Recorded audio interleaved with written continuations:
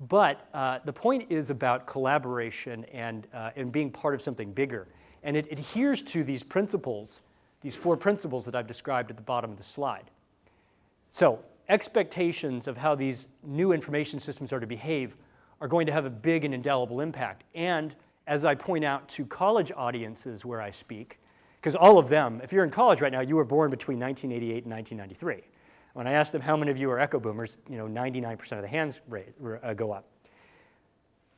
This is more likely the kind of screens that they're going to see in the next few years as they enter the workforce. And so I prepare them by saying, you will be disappointed. You will be disappointed. Because these are good-looking screens compared to what you may encounter in some settings. And the problem, if I bring this back to BI for a minute, the problem is that this is partially, not entirely, but partially the reason that business intelligence has only reached a fraction of the audience for which it has always been intended. And that fraction is debatable. I've heard ranges as low as single digit, 2, 3, 4, 5%, and maybe as high as 20 to 25% depending on who's administering the survey. But the fact is that there are many, many more knowledge workers who should be using business intelligence through the course of their day who are not because of all the cost and complexities that have exhausted the first 2 generations of BI. And this is back to my fundamental premise that says the leaders of those first 2 generations of BI cannot be the leaders of the 3rd generation and beyond because their baggage, their structures, their architectures are going to prevent them. The same architectures that allowed them to succeed are the architectures that are going to prevent them from succeeding in the future. If you have any doubt about this, I simply refer you to Clayton Christensen's work called The Innovator's Dilemma or The Innovator's Solution, seminal works from this Harvard professor, and they explain a lot of what's going on. So this is the new user requirements and this consumer-like expectation that we all are going to have to become much more comfortable with. But let's talk quickly about the technology requirements that underlie them and that are fueling them and hopefully giving us some hope that it'll make it usable. We'll start this journey on this technological requirements by looking at a quick diagram, a market-based diagram of the BI world. On the left of this diagram is the simplest business intelligence technology, simply known as the report. And what I've tried to do with this geometry on this slide is to roughly explain the size of the market. The reporting market is a very large market. Everybody needs reports. And it's always manifested in lots of products and lots of technologies that provide reporting capability. If I could have drawn this to scale, the reporting market would be even bigger on this end than I allowed on this slide. But the geometry didn't quite work, so I hope you'll allow me that. As we move rightward, I've moved through more and more sophisticated BI technologies by name, ending up at arguably the most sophisticated, which is sort of analytics in general. I've admittedly sort of waved my hand and just called it analytics.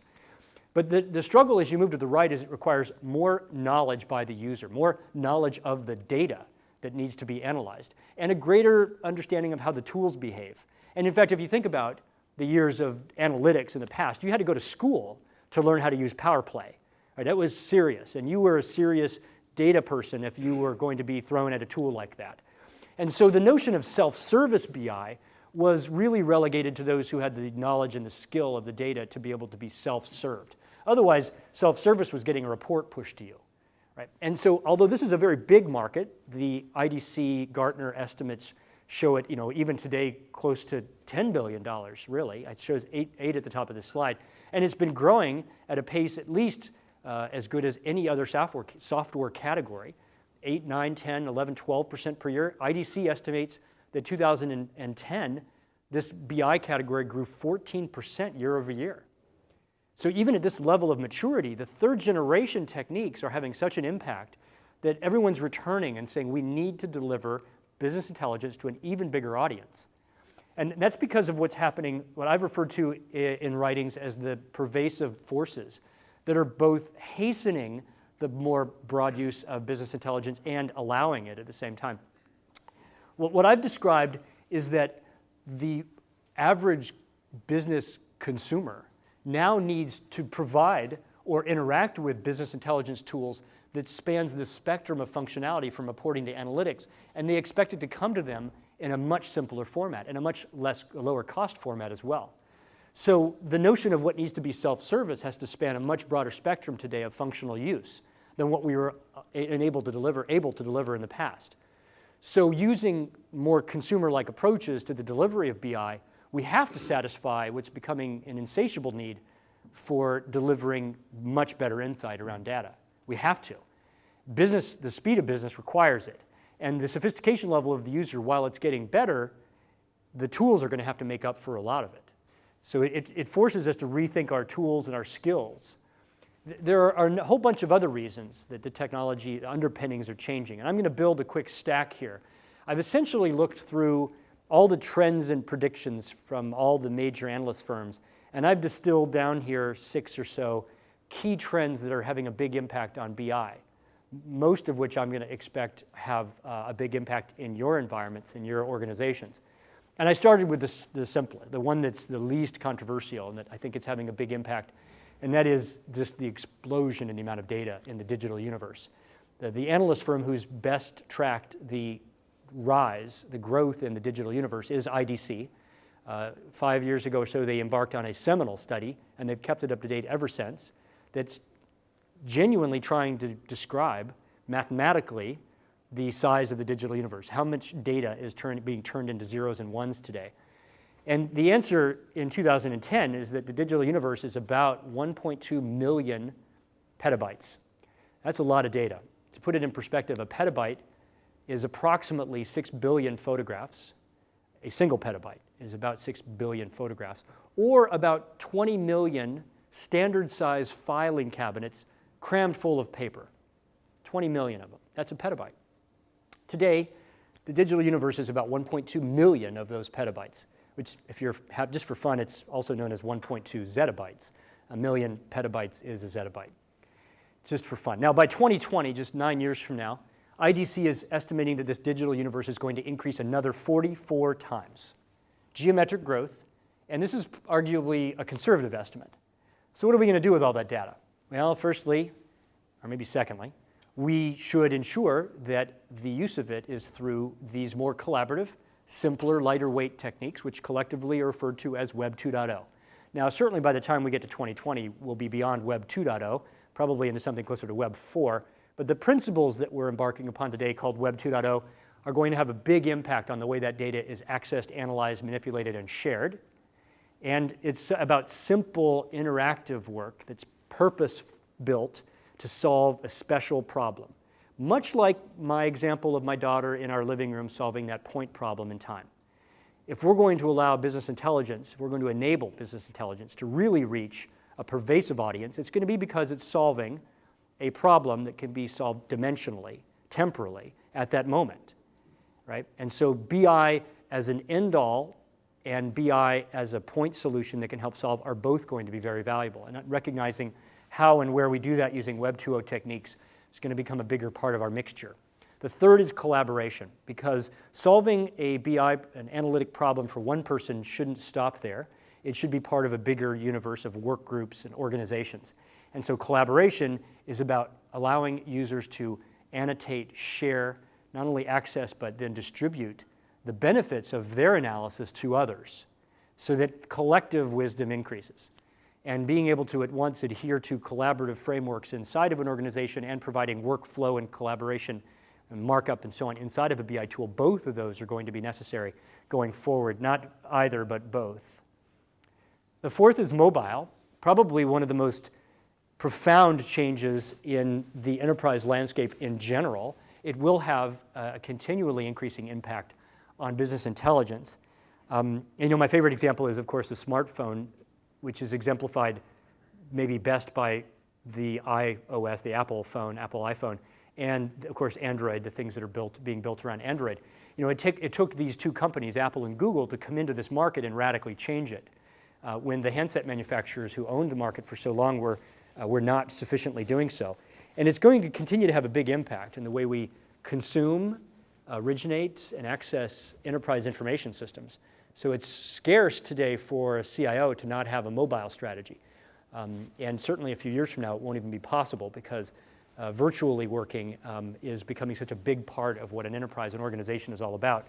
And that will be equally true for business intelligence. The last, or second to last, is cloud. It will seem in just a few years, I think, antiquated to have one's own data center.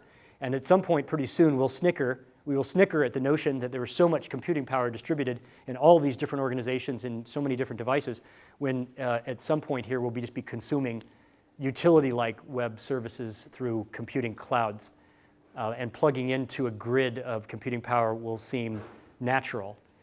My favorite example in the cloud is from my own US federal government in terms of explaining why the cloud is going to be so important to the future. You may not know that the US federal government today actually maintains 1,200 data centers. 1,200 data centers for the US federal government alone. Those are my tax dollars at work, and I have to tell you, I am not pleased. I'm just gonna bet that they could get away with, I don't know, let's say 400 data centers, right? Seem reasonable? How do you get from 1,200 to 400? Answer, come on, let's share some of it. Let's make computing resources reusable.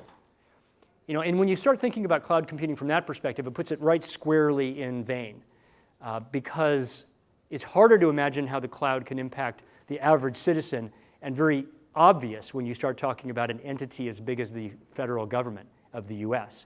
And then you could think about how that applies to your enterprise in either a private or a public cloud setting. The use and consumption of business intelligence will become more and more service-oriented, cloud-like in its delivery. And this is coloring, of course, so much of our work at Jaspersoft. And that saves me for my last trend, underlying technology that's driving the future of BI and the network-centric IT stack, which is all about open source. Now, I'm not saying this in a purely self-serving way. I'm saying it hopefully to you in as much a pragmatic way as I can. Because if you dig into what's happening in cloud computing, if you dig under the covers of, say, Google or Amazon, two of the foremost cloud providers in the world today, and benefactors of cloud computing at the same time, you'll find that they would not exist if it weren't for open source software. They certainly wouldn't exist in the profitable model that they are today if it weren't for the broad use and exploitation, really, of open source software. And so I'm proud to be part of a movement where we're fundamentally changing the face of information technology, because so much of what's being delivered today that's truly interesting is cloud-based, and it's built on open source.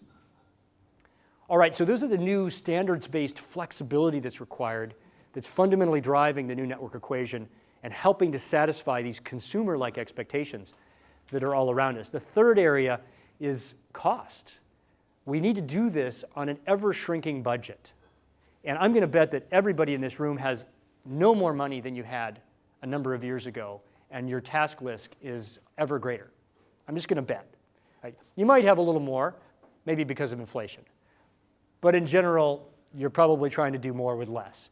And in fact, when one of the leading research organizations in all of BI, known as TDWI, the Data Warehousing Institute, when they surveyed hundreds of their practicing data warehouse and business intelligence experts and asked them, simple question, have you been asked to do more with less in the past 2 years?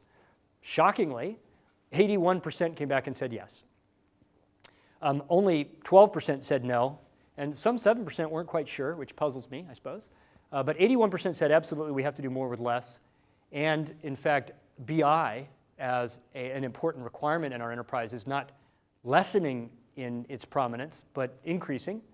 And so they went on to study, well, what are these BI growth areas that are so prominent? In this same study, they identified embeddable BI, which is consistent across several research reports recently, as a growing trend.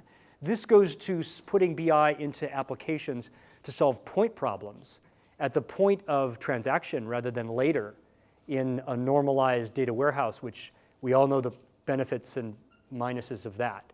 Right? So embedded BI solving point problems becoming among the most prominent for growth areas. Mid-market BI, which is to take some of the best practices in the enterprise and move it downstream to a smaller environment, giving a broader class of knowledge worker access to these more powerful tools of insight. And then the third is just anything that'll lower my costs. I need to cut costs in BI.